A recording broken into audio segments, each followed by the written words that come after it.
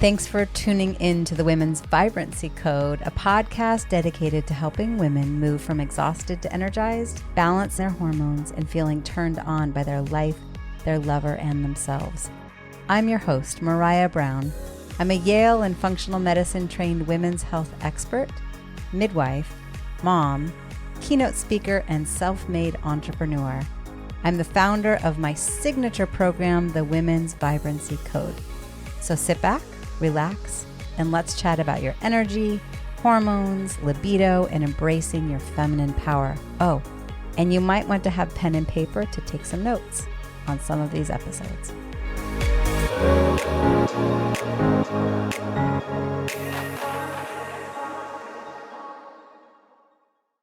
Hello to the Women's Vibrancy Code podcast. I was thinking this morning, to be honest, right when I'm done with this, I'm just out of the shower. My hair is wet. Right when I'm done with this, I'm heading to the dentist and I'm having a tooth removed. And it actually makes me feel really emotional. And what I realized this morning is my self-loathing in my teens and my 20s caused what I am going to go through today. And it feels really confronting to me. And what I know is I'm not perfect, and my mess gets to be my message. And I would love to say that I have the most beautiful, healthy dentition. But I am going today to have a tooth that's the bottom left. It's already had a root canal. It already has a crown. And now it's starting to cause me some grief, and I'm going to go have it removed. And there's a lot coming up for me. First, when my daughter was young and she was supposed to have been losing her teeth and wasn't yet, I went with her to the pediatric orthodontist and was holding her, massaging her feet while she had her baby tooth removed. And I really wish I hadn't looked. As a healthcare provider and as a midwife, I've first assisted in the OR, helped with C-sections. I've done all sorts of, obviously attended lots of births. I've seen a lot in the health realm, but there's something about me and teeth. I can't even, when my kids have loose teeth, I can't touch them. I feel like I'm going to vomit. And now I'm going to go in today to have a tooth removed. And the reason I wanted to share this is I realize that in my teens and my 20s, I struggled with eating disorders. I struggled with body dysmorphia, and I don't talk about it a whole lot, but I had one of those childhoods where, my parents were divorced before I was born. They were in multiple other marriages, and there was a lot of unrest, a lot of change, a lot of unknown for me, really all of my childhood. And when I think about my childhood, there's plenty of positive, but a lot of it I kind of had to raise myself. And so in retrospect, I didn't really have anyone there reminding me to brush my teeth.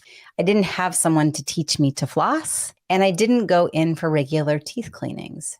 Now, on top of that, when my life felt out of control, I was looking for something to control. And I struggled with feeling not enough.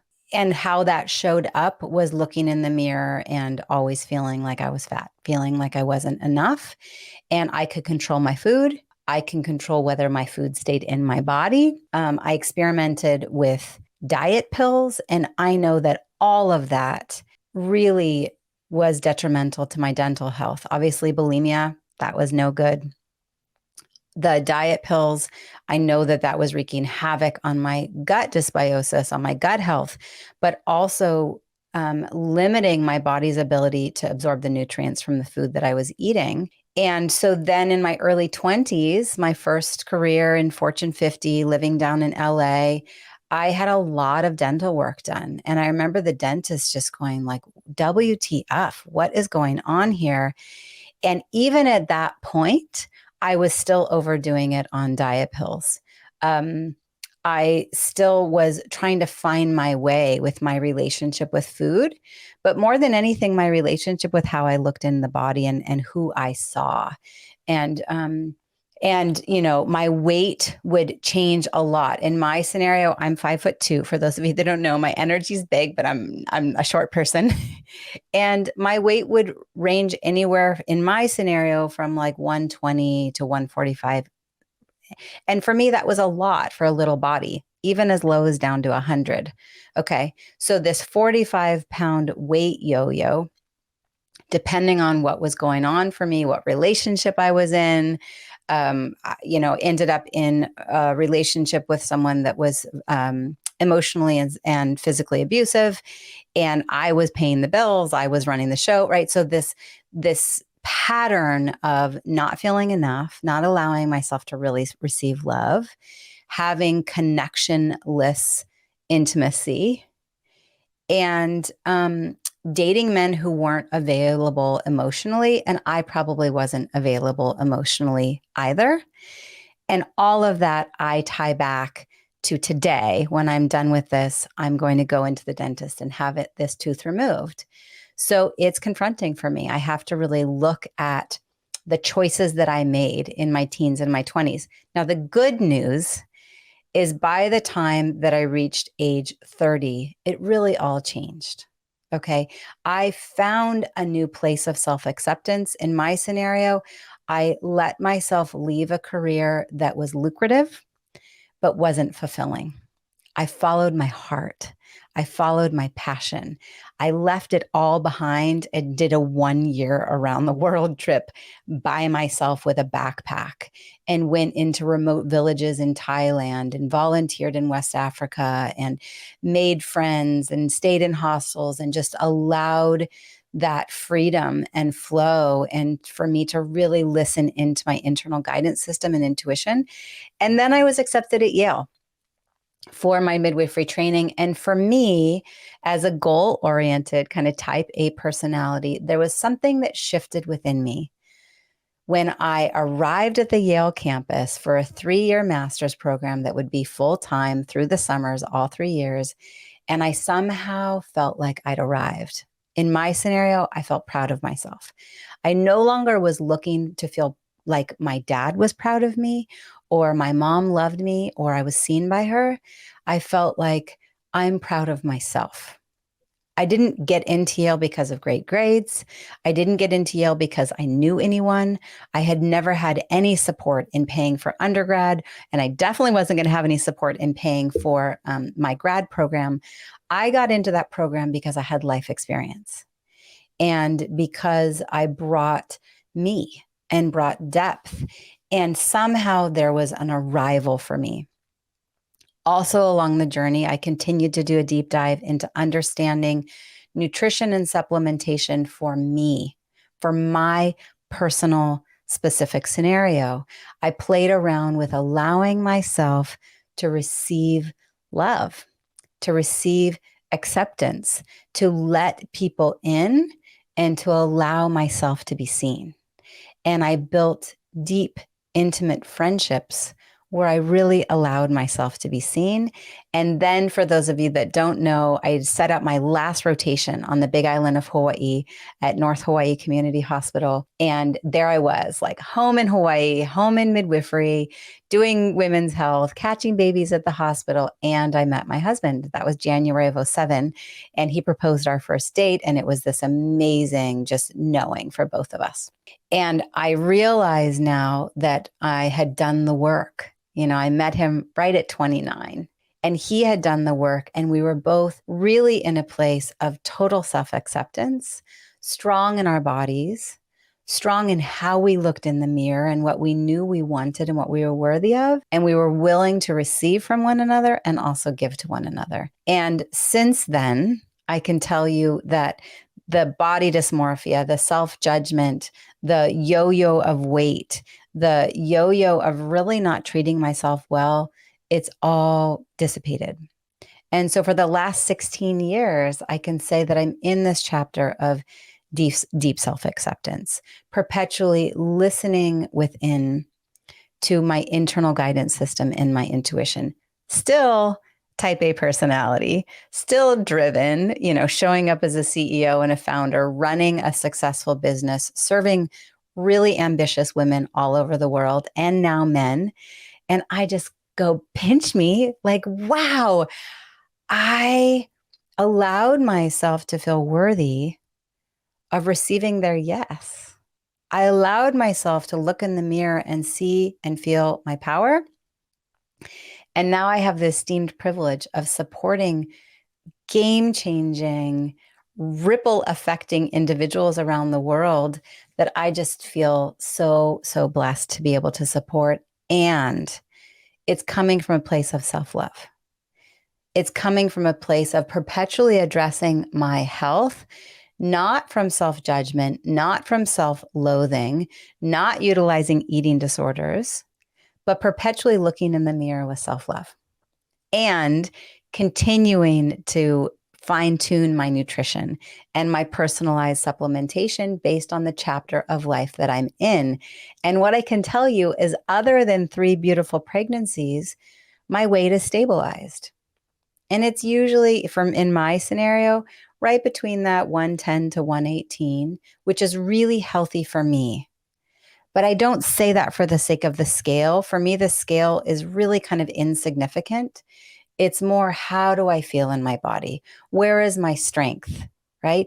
Yes, I did a half marathon a couple weekends ago spontaneously, and it happens to be the second steepest in the continental US. I didn't run it, I walked it, but I knew that my body was capable.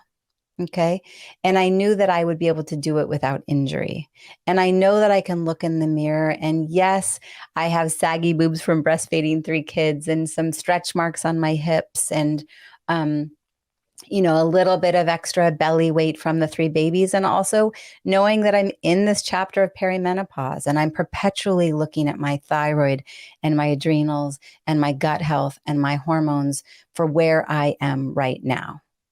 And today, I'm going in to get a tooth removed because in my teens and 20s, I didn't treat myself well. And that's a hard one to accept. And I know the feeling, I've observed it, and I feel anxious. I'm like, can you just give me a drug where I'm not going to remember it? And that's not my style.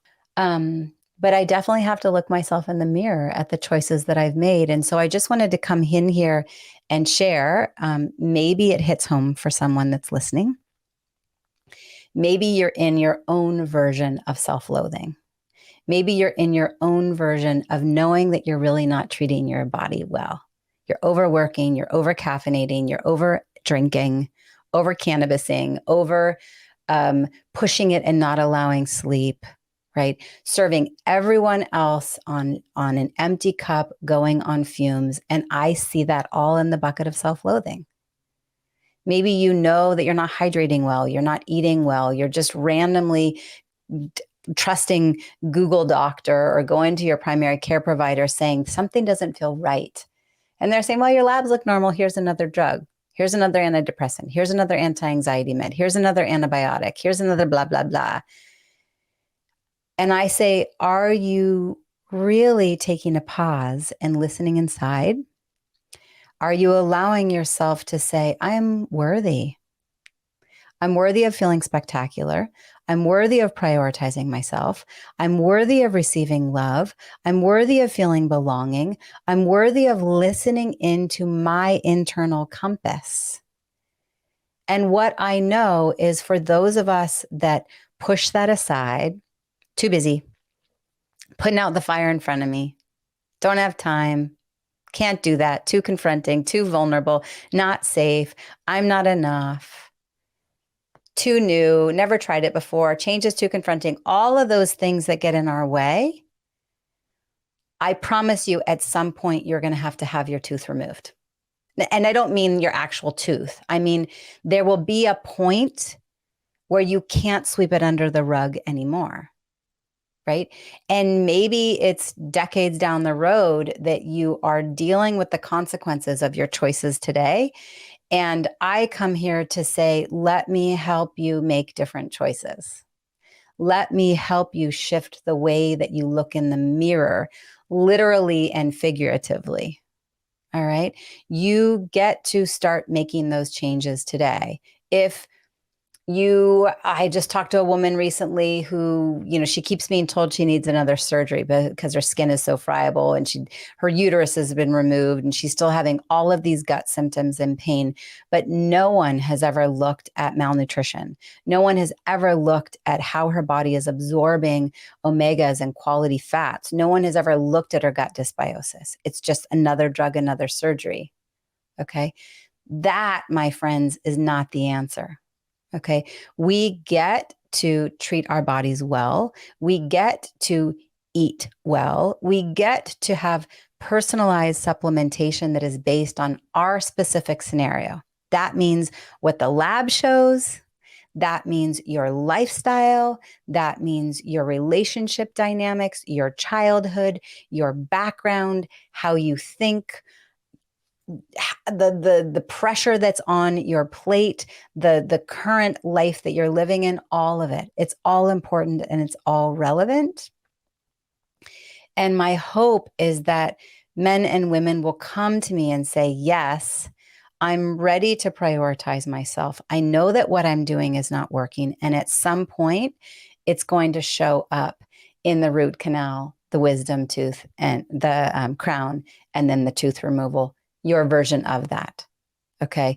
The loss of jobs, the depression, the cancer diagnosis, the finding yourself at age 50 with no libido, feeling unfulfilled, and still not in a place of self-love. And instead, they come to me feeling alone, disconnected, unfulfilled, working to the bone, right? And that, I think, is kind of like having to have the tooth removed. So what is it for you? At what point? I don't even want you to think about what could happen down the road if you continue this path. You probably already know. You probably already know. So I just want you to take heed. Here I am taking responsibility for the choices that I made in my younger years, feeling grateful that I changed it, feeling grateful that I accepted love in. And I have a loving, healthy, stable roller coaster, but loving marriage of 16 years, 3 beautiful children.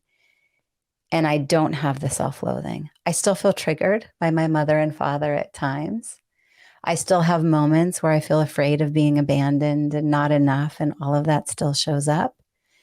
But I'm able to take a pause, listen inside, and go back to knowing that I'm enough and not resorting to trying to control my eating, not eating, making myself vomit, taking diet pills, being in self-destructive behavior, right? So whatever your self-destructive behavior is, I'm asking you today to stop, not for me, but for yourself and for your future, and to know that there is support out there.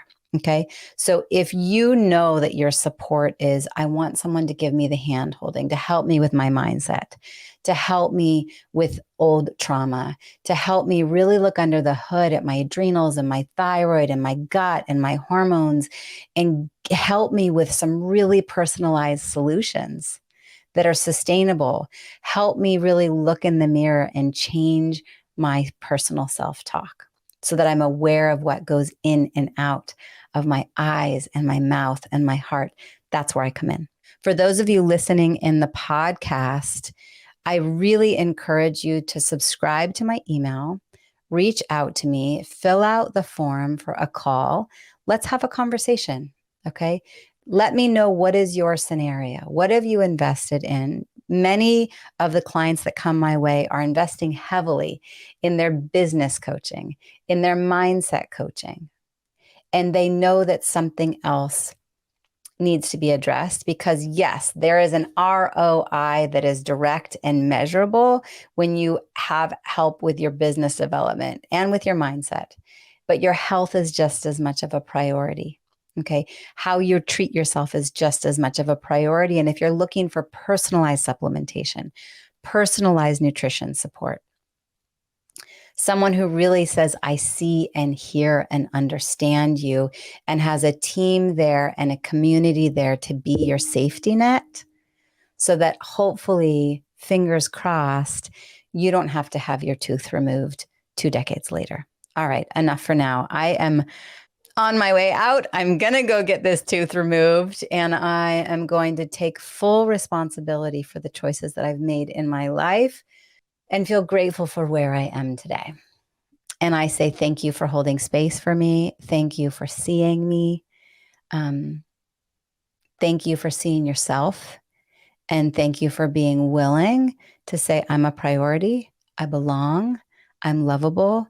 and I'm willing to receive support. And even when my life feels out of control, I don't have to try to control it with destructive behavior. I can shift that and allow myself to mother myself, allow myself to listen in to my needs and my desires, and know that there are places where they can be met, particularly when I allow my needs to be met by myself, from myself. I don't mean by myself, not meaning like in a silo. I mean, we can mother ourselves.